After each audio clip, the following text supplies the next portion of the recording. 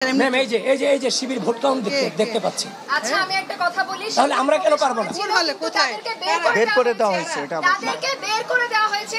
আমি এখনো বিভিন্ন জায়গায় অবস্থান করছে। এই আপু শোনেন, চিফ রিটার্নিং অফিসার আমাকে বলেছে কেন্দ্রে ভোট গণনা দেখতে আমার কোনো বাধা নাই। আর আপু ম্যাডাম আমরা আমি ভোট গণনা দেখবো, মেইন স্ট্রিম মিডিয়ার চারজন ভোট গণনা দেখবো। আচ্ছা হ্যাঁ ফোন দেন ঠিক আছে ঠান্ডা মাথায় কল খুলেছি এজেন্টে সব রেখে ডাকসু এখনো খুলিনি আমরা 30 সেকেন্ডে আপনাদের অবহেলার কারণে আমরা রোকেয়া হলে আমাদের ছাত্র দলের এজেন্ট পর্যন্ত দিতে পারিনি। আমি ভিপি হিসেবে আমার কোনো এজেন্ট আমি দিতে পারিনি।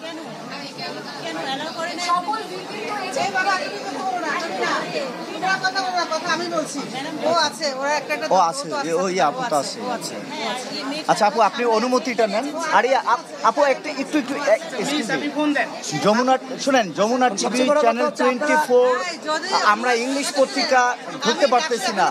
যদি আমাকে অন্য কালে দিব আমার অন্তত 4টা মিডিয়া দেন, একটা ইংলিশ পত্রিকা দেন আর যমুনা টিভি চ্যানেল জমাতুল বিদা আমাকে দিয়েছে ডিউডি। এইগুলা কেন করেন? বাংলাদেশে যদি যমুনা টিভি চ্যানেল 24 ইত্তেফাকের মতো পত্রিকা গিয়ে ওইখানে রিপোর্ট করবে, আর যমুনা একটা ইংলিশ পত্রিকা আমরা সাংবাদিকতা করি, ইউনিভার্সিটি থেকে বের হইছে আমরা।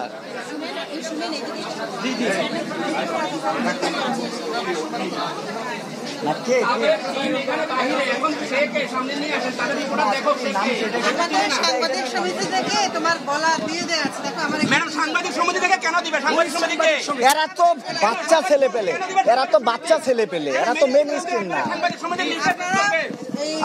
তুই একটু চুপ থাক। আমাকে ভোট কাউন্টিং এর যে নির্দেশনা মানে সাংবাদিক সমিতি তো বাচ্চা ছেলে পেলে, আমরা তো মেইন স্ট্রিম। এখন বলছি তো অনুমতি তো ম্যাডামকে 10-12 বার ফোন দিচ্ছি।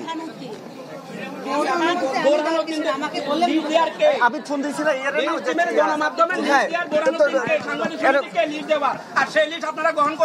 আমি ঢাকা ক্লাবে না রোকেয়া হলের দিকে আসছি, কারণ এখন সমাধান হয় চ্যানেল 24, যমুনা টিভি, সময় টিভি আর ইংলিশ পত্রিকা থেকে। এই চারজন দোকান।